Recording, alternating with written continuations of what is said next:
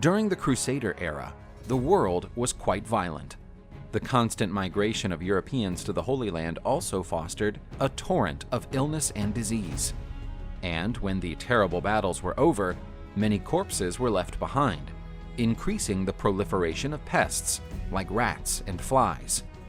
In some places, the situation was almost on edge. Urgent measures were needed.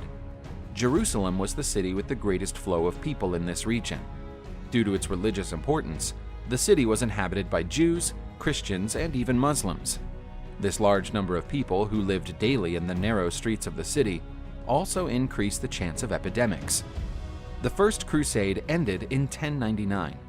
This year, an establishment was founded to shelter Christian pilgrims in Jerusalem. It was the monastery of St. John the Baptist. To alleviate the suffering of the city's sick, a hospital was built inside the monastery. The hospital was run by monks of the Order of St. Benedict. They wore dark robes in their daily lives. Even with the hospital helping in the public health of the city, it was not enough to treat the Crusader soldiers, who often left to fight in territories far from Jerusalem. Soldiers wounded in battle had to be transported over a long distance to reach the hospital. Many could not resist that painful journey. On the other hand, sending monks without combat training to treat the wounded on the battlefields did not seem a good solution.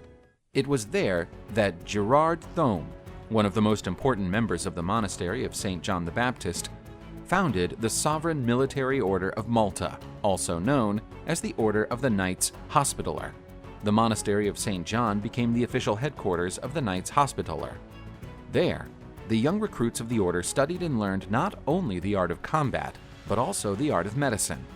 The Order of the Knights Hospitaller had as its main objective to protect the monastery, to protect the Christians of Jerusalem, and to treat the needy. The motto of the Hospitaller was to defend the faith and help the poor.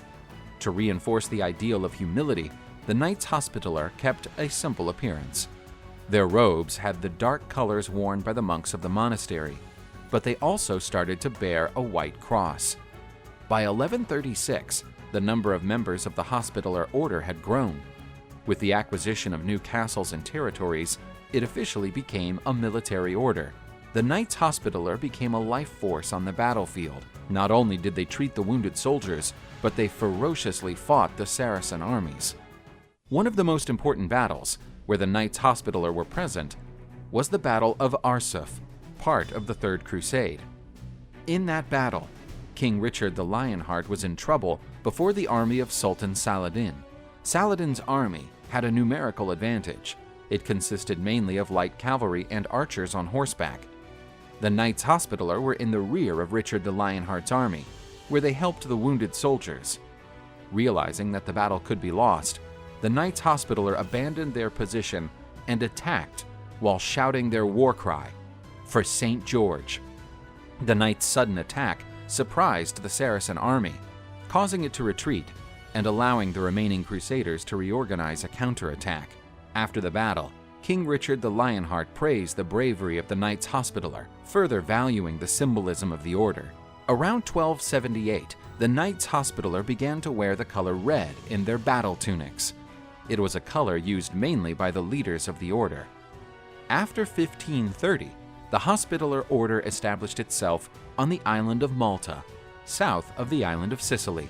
They remained in Malta until 1798, when they were forced to leave the island after an attack by Napoleon Bonaparte, while the French Emperor was on his way to Egypt. Napoleon deceived the Grand Master, who commanded the island's castle, saying he only wanted to replenish the provisions of his ships. But when they landed, Napoleon's troops attacked the knights. The survivors were expelled from the island. The Hospitaller Order also had a strong presence in Portugal. Some members were part of the nobility and even members of the Portuguese royal family. The Brazilian emperors Pedro I and Pedro II were part of the Order of the Knights Hospitaller. Finally, the order moved to Rome, where it is still active today.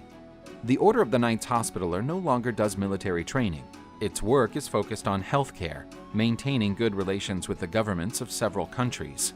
The Hospitaller Order still maintains properties, such as a military fortress on the island of Malta, a castle on the island of Rhodes, as well as churches and some emergency rooms spread throughout Europe.